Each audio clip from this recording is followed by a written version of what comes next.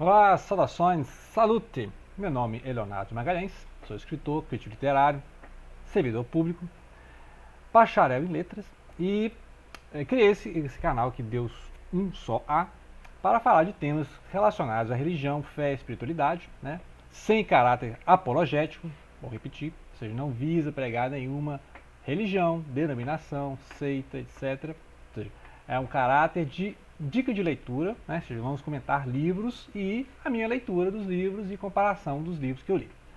Então vamos falar hoje do autor, que é o Reza Aslan. Eu estou lendo aqui, né, as 2 semanas, que Deus, uma história humana, mas eu não tinha lido Zelota, né, que ele fala sobre Jesus Cristo, tal, a visão histórica, Jesus dos evangelhos, né. Esse livro que vou fazer 2 vídeos, né, só sobre esse livro, mas já falei em outros vídeos anteriores, que é interessante ler o Sapiens, lá do Yuval Harari, e conhecer um pouco sobre o Homem e os Símbolos, lá do Carl Gustav Jung. Porque o início do livro é esse, né? A ideia do livro, que ele desenvolve meio antropologicamente, já foi desenvolvido melhor, posso dizer assim, em outros livros que tratam essa ideia de primeiro existir o xamanismo, o animismo e o politeísmo, o enoteísmo, monolatria, até chegar no monoteísmo, né? Enquanto que outras crenças é de que existiu primeiro o monoteísmo, aí teve a idolatria, né, o politeísmo, e aí voltou a ser reconstituído o monoteísmo, né, que é uma outra forma de ver a coisa também. Então né, a gente vai dedicar, porque metade do livro vai só falar que existia antes da ideia de Deus único, e depois falar das ideias de Deus único. Então o livro é 2 em 1, né? A leitura que eu faço desse livro é um livro 2 em 1, porque a gente acha que vai falar só sobre o Deus cristão, judaico-cristão e islâmico. Não, na verdade ele vai mostrar uma gênese da ideia de divindade e tal, né? Desde lá os animistas, os xamanistas, né? Tal. Que aí é uma leitura antropológica, né? Não é a leitura do canal aqui, que eu não sou antropólogo e tal, né? E cito obras melhores sobre esse assunto, né? O Harari, por exemplo, eu acho melhor. Aqui o Reza Aslan, ele é de cultura muçulmana, seja iraniano, e viveu um tempo nos Estados Unidos, né? Então ele se converteu ao cristianismo estadunidense, né? Aquela forte referência pentecostal, podemos dizer assim, né? Do Cristo fundamentalista norte-americano. Aí depois ele desconverteu, né? E voltou ao islamismo, uma linha mais sufista, uma linha mais panteísta, que vai falar aqui. A gente vai ler o livro com calma. Então o que eu fiz? Fui lá ler então o Zelota, que ela escreveu antes, o tornou famoso, né? Aqui é um livro assim que você vê uma preocupação muito historiográfica, né? Ou seja, ele dá todo um contexto de história, volta um pouco antes, fala até dos macabeus aqui e tal. Vai falar dos zelotes, os zelotas, que é um dos tipos de judeu da época, né? Que na época tinha lá os fariseus, né? Muitos dizem que os fariseus é mais a linha persa, né? Veja a época dos persas. Depois tem os saduceus, que aí são altos sacerdotes, né? Mais ligados aos gregos. Lembrar que a cultura helênica, né? Roma, onde tomava conta, né, onde colonizava, usava muito a cultura grega, porque o grego já estava disseminado ali no Oriente, né? Então lá na região de Roma falava o romano, que é o latim, né? Mas nas províncias se falava o grego, né? Lembrar que Roma venceu militarmente a Grécia, mas a Grécia venceu culturalmente Roma, né? Então isso é uma civilização greco-romana, né? Roma derrotou a Grécia, mas quem continuou mandando na cultura é a Grécia, né? Biblioteca de Alexandria, etc, né? Então o zelota vai comparar Jesus a um zelota. A gente sabe que entre os discípulos de Jesus tinham zelotas. Zelotas são esses judeus um tanto quanto mais revolucionários, né? Mais de pegar a faca mesmo. Em contraponto aos essênios. Os essênios é aqueles judeus que foram para o deserto, né? Saíram fora das guerras, foram morar em um monastério no deserto. Muita coisa foi encontrada, né, desses essênios, né, os manuscritos do Mar Morto e tal. É outra linha mais ligada a João Batista, né? Então os essênios não estavam guerreando, eles estavam lá no deserto, comunidades, né? É claro que depois eles foram arrasados nas guerras, né? Mas os zelotas não, os zelotas, muitos deles eram aqueles bandidos, possivelmente aqueles ladrões, né, que não eram ladrões, que foram para o madeiro ou para a cruz lá, né, com Cristo, certamente eram zelotas, né? Ou seja, eram considerados revolucionários, subversivos, pelos romanos, né? Então não era um crime de ladrão de estrada, não. É aquilo ali que certamente aqueles dois que estavam ali eram zelotas, né? Puxaram faca para a autoridade romana, mataram algum romano, mataram algum sacerdote, né? Então ele vai explicar esse contexto de época. Então os saduceus, fariseus, zelotas e os essênios. né? Muito bem, agora eu acho que essa proposta dele aqui de um Jesus histórico, que é complicado, né? Ou seja, desse canal que não visa discutir o Jesus histórico, que foi inventado pelos romanos, né? Da hipótese flaviana, né? Que aí é papo para ateu, né? Que ateu está preocupado aí com, né? Nós que estamos aqui do lado do Jesus da fé, né? Preocupado com o Jesus da fé, não tenho nenhuma pretensão de falar de Jesus histórico, se existe Jesus histórico, né? Você crê em Jesus, é isso, né? Ah, eu preciso de ter um artefato arqueológico para crer em Jesus, então você não tem fé, né? Você precisa ver lá um resto da Arca de Noé, você entendeu? Igual a gente fica aí, Museu da Arca de Noé, né? Precisa um pedaço da cruz, você precisa um pedaço da cruz para poder acreditar em Jesus, então você está no lugar errado, como diz, né? A fé não pressupõe, né? Agora, a arqueologia é interessante, né? A arqueologia é importante para você aprender mais sobre o personagem Jesus. Inclusive, já citei várias vezes, vou fazer um vídeo sobre esse livro aqui, A Imagem de Jesus, que mostra como a imagem de Jesus tem a ver com a ideia de Jesus, né? As várias possibilidades de encarar Jesus, né? Que tem o Jesus enquanto rabi, enquanto mestre, enquanto messias, enquanto profeta, né? Ver o islamismo, né? Se você ler o Corão, tem várias citações de Jesus, quase 100 citações de Jesus, referências a Jesus e Maria, né? A mãe de Jesus, mas Jesus é um profeta, né? Agora, Jesus divinizado já é uma ideia cristã.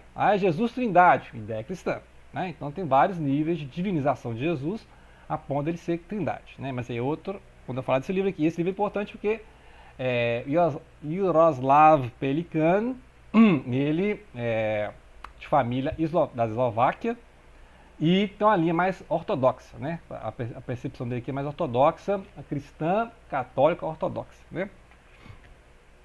Muito bem, essa parte de historicizar Jesus, eu acho mais interessante o romance Evangelho segundo Jesus Cristo, do José Saramago, né? 1991. Inclusive gerou uma polêmica, o José Saramago, que todo mundo sabe que é ateu, né? Mas um dos maiores escritores da língua portuguesa, tanto que ganhou o Nobel em 98, não precisa dizer, não precisa apresentar o José Saramago, concorde ou não com ele, ele é um grande escritor, então eu gostei muito do Evangelho segundo Jesus Cristo, por mais que seja chocante, mas eu acho que ele não visa chocar, né? Eu acho que isso aí os cristãos fizeram a leitura assim, né? Os católicos lá de Portugal, fizeram assim como se fosse uma heresia total, mas você vê que o Saramago teve uma pesquisa, que é a mesma pesquisa que tem aqui, toda aquela questão do Herodes, né? A época do Herodes, a época daquele censo de Quirino, né? Que não foi antes de Jesus, não foi, nem na época de Jesus, foi 6 depois de Cristo. A questão dos sinóticos, né? Marcos, Mateus, Lucas e João. Então, aqui ele tenta datar também. Então, ele coloca aqui, por exemplo, o livro de João bem depois de 100 depois de Cristo, né? Sendo que muitos teólogos colocam antes de 100 de Cristo, depois de Cristo, né? Então, 100 depois de Cristo, João que escreveu as epístolas de João e o Apocalipse, né? O Evangelho de João, 100 depois de Cristo, né? E ele coloca já em 120 depois de Cristo, possivelmente. Então, aí já jogou mais 20 anos para o futuro. Assim como ele joga as outras evangelhos, né? Então, geralmente se situa os evangelhos 60 depois de Cristo, ele já coloca lá quase 100, né? Então ele já dá uma esticada no tempo aí, porque a ideia dele é que, tudo aí, a maioria dessa coisa foi inventada, né? É quase impossível você resgatar o Jesus histórico, então a maioria disso aí é evangelho. Os evangelhos se contradizem e realmente a ênfase dos evangelhos, cada um tem uma ênfase, né? Um pregando para os gregos, para os romanos, outro pregando para os próprios judeus, né? A ideia de João realmente difere dos sinóticos, porque o João tem uma ideia mais divinizante de Jesus, né? Que é a ideia do Logos, que aí você pode até fazer uma leitura gnóstica, neoplatônica, né? O que é o Logos, né? Lembra do Uno, ou Nous, né? ou Logos e a alma do mundo.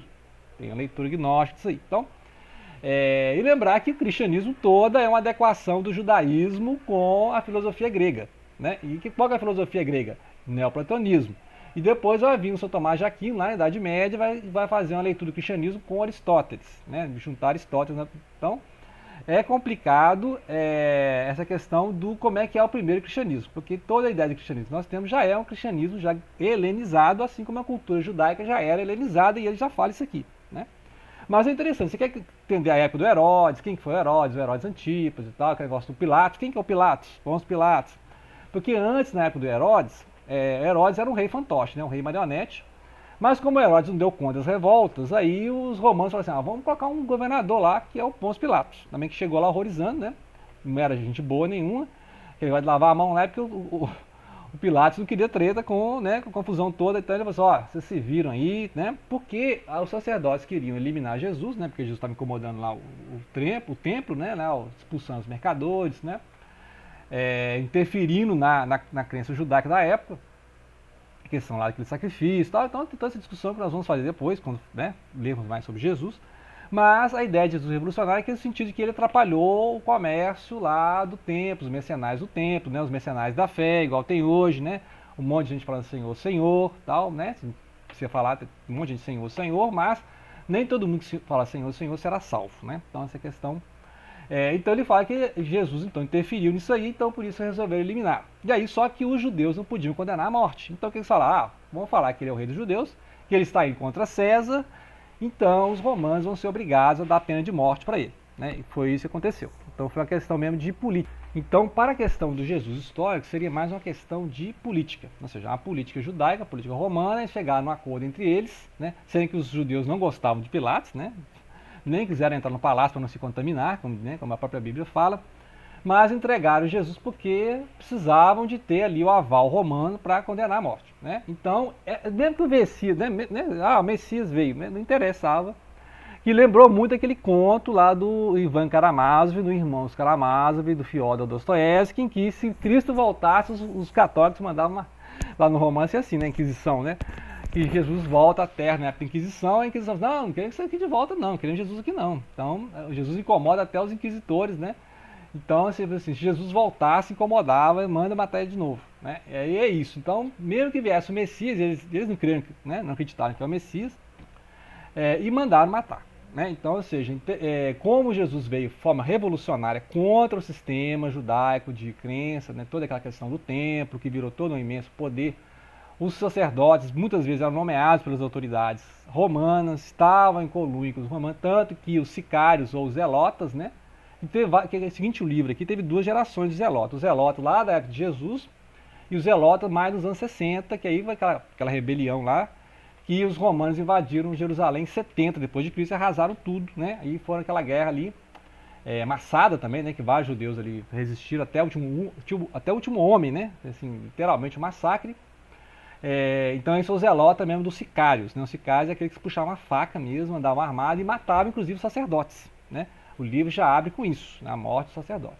Agora, eu acho que realmente o livro vale como um a mais, né? Igual eu falei aqui do Harold Bloom, né? Aquela questão lá de Jesus e Javé, tem um livro que eu falei, um vídeo que eu falei desse livro, vale mais como um plus, um a mais, um adendo, um anexo, um acréscimo, né? Mas você não visa, né? Você não sedimenta a sua fé em Jesus Cristo com um Jesus histórico, né? Que aí eu acho complicado de fazer esse Jesus histórico, o que seja Jesus histórico, né?